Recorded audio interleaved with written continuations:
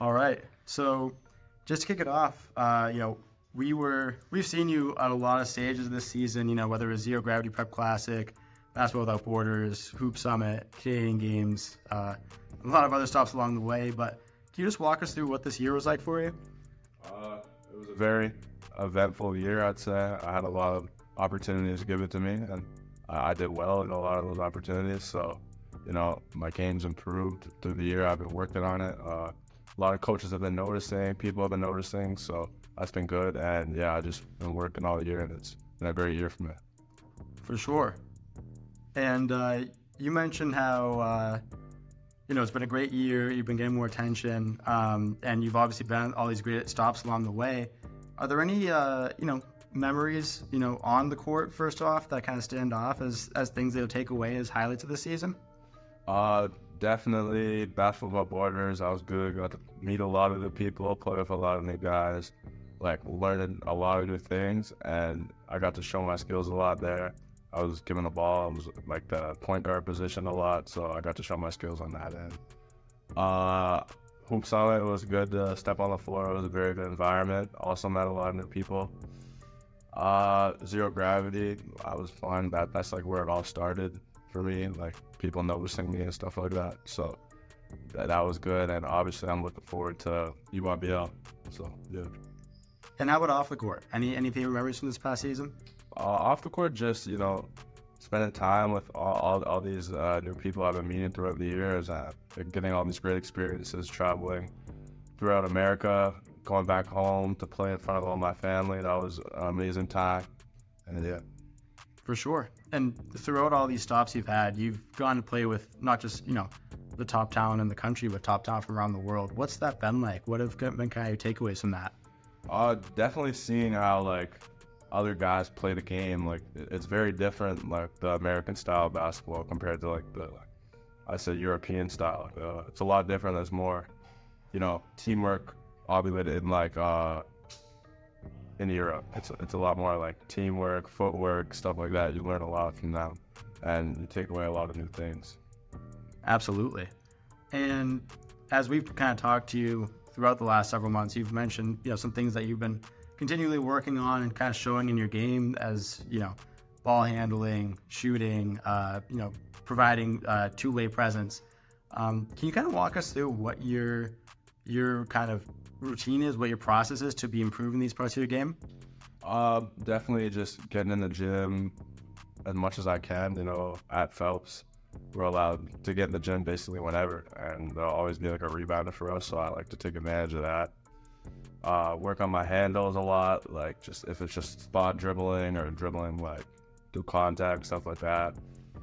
Getting in the weight room, I'm really good on my diet, so I'm pretty good diet. I try to stay off the sugar a lot. So where did you kind of learn to, at such a young age, already start paying attention so much to, what you're eating and kind of how you're taking care of your body?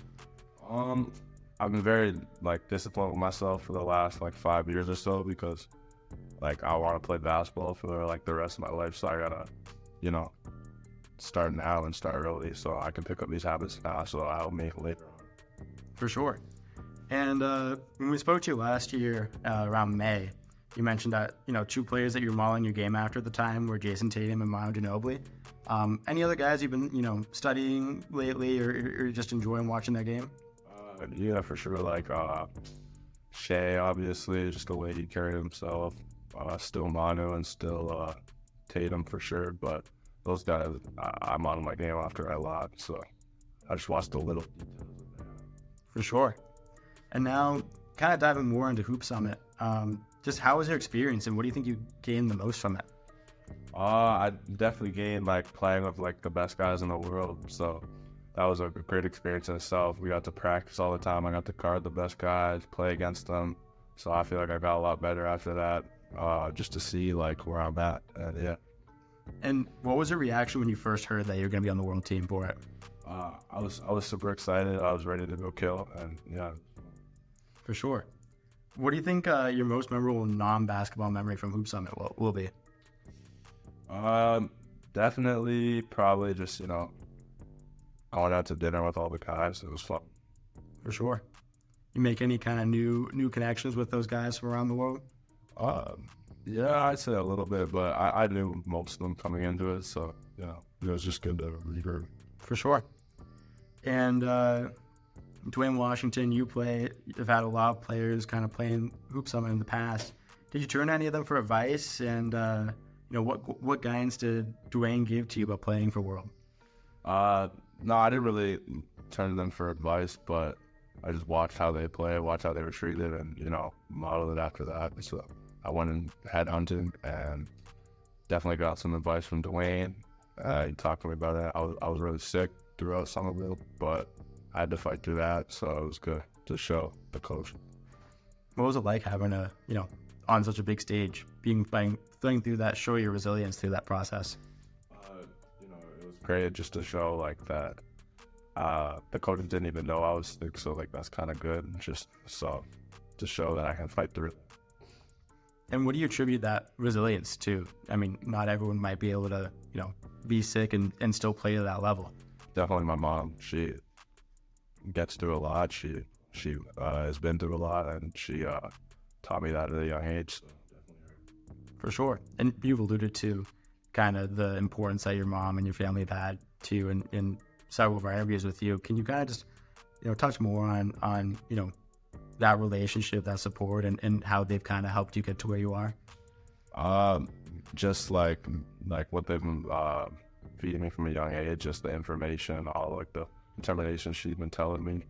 She's just been putting me in the right spots, right places, put me around the right people, and she always knows what's best for me. Absolutely. And what do you think the biggest kind of thing that you learned from this past season was? I'd say don't focus on like the internet, what it has to do with it. Just focus on the game. You mentioned how you're getting a lot more attention on yourself this year, and now you mentioned how focusing less on the internet is something you learned. What was it like kind of having more attention come to you in that process? It was good, but I know there's a lot more work to do, and I'm nowhere near to where I want to be, so I just got to keep focusing. Absolutely. And when you came on the podcast a couple months ago, you were talking about this summer, looking forward to playing with you and put on a good showing. As you start ramping up for that, what's that process been like? We had a practice last week, got to meet a lot of the guys. It's always good to play with my guys from back home, so we have good chemistry. We're looking to make a long run. So. And what about that team that you guys have put together gives you confidence that you can go on that run? Just the fact that we've been playing with each other for so long, we know each other's flaws and pros, so I feel like we're going to do it really good this year. We got our guys back, we got our big back, so we're good. And if you could kind of leave this summer giving one big takeaway to fans, to coaches watching on, what do you want that to be? One takeaway? Yeah. From the summer? Mm-hmm. I'd say just like what do you mean? Like if from your play over the next few months, if you could just kind of leave one thing in their mind about like a takeaway about Will Riley, what do you want that to be? Just focus on how I can play. I can play at both sides of the floor, and I can get my team better. And what's that process been like, improving your playmaking and honing in on that passing? It's been good. My teammates like it, so I like it. And last time we spoke, you kind of mentioned how, you said sometime soon you're looking to, start making like a list of colleges. What's kind of the latest with that? I have my top 10 list out, but I'm just seeing what happens. There's the transfer portal, all that. I got to make my decision. For sure. Can you kind of walk us through what went into that top 10 list? Just talk to all the schools, see what was best for me, and just narrow down the list from what it was before. Is there any kind of, whether it's something that stands out from a particular school or something you're hearing from a lot of the schools, any messaging that's kind of stood out in this process? No, not really. Okay. And what did it feel like to kind of see your name come up as like in mock drafts for the next couple of years? It's good, but I still have so much more work to do. I don't let that bother me. I don't let that give me like too much confidence, but it's good to see, of course, but still got a lot more to do. For sure. Do you, when you talk about you have a lot more to do, can you kind of speak to, I guess, what you ultimately envision yourself as, and what that kind of top goal that you're striving towards is? Definitely to be in the NBA. That's like the main goal, but not just be in the NBA, be like good in the NBA, not just stay there for like a year or two and just get booted. So I want to work towards that, and I'll work every day to get there. That's been my goal since I was younger. So that's the goal. Have you gotten any advice from, people who've been around NBA players or from actual NBA players to kind of fuel you in that process? Yeah, for sure. Just, keep your head high and don't focus on, keep your circle tight and just don't focus on the outside distraction. For sure. Do you feel like you're naturally kind of someone who can keep that discipline? Because it's easy to say not to focus on distractions, but it's hard to put into practice.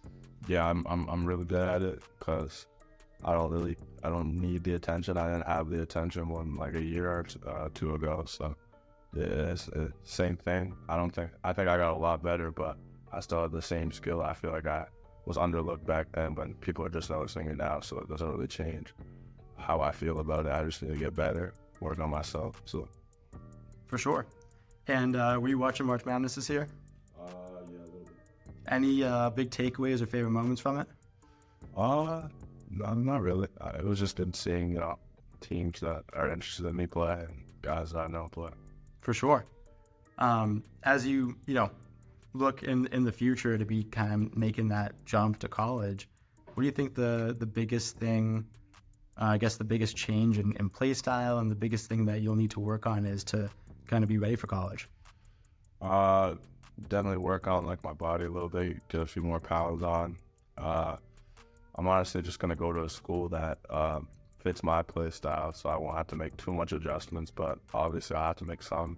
But yeah, I'm just gonna look for a school that will play me the way that like they want and I want, so we can make that adjustment. Yeah. For sure.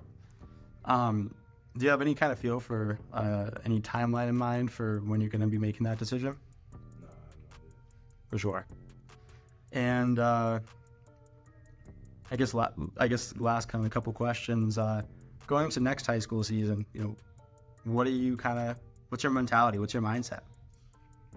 Just get better, chill, and make bigger improvements. Do you have any kind of goals for that? Just do what I'm doing. Just get in the gym three times a day, 2 times a day, and get a lot of shots up. Work on my dribbling. Get bigger. Awesome.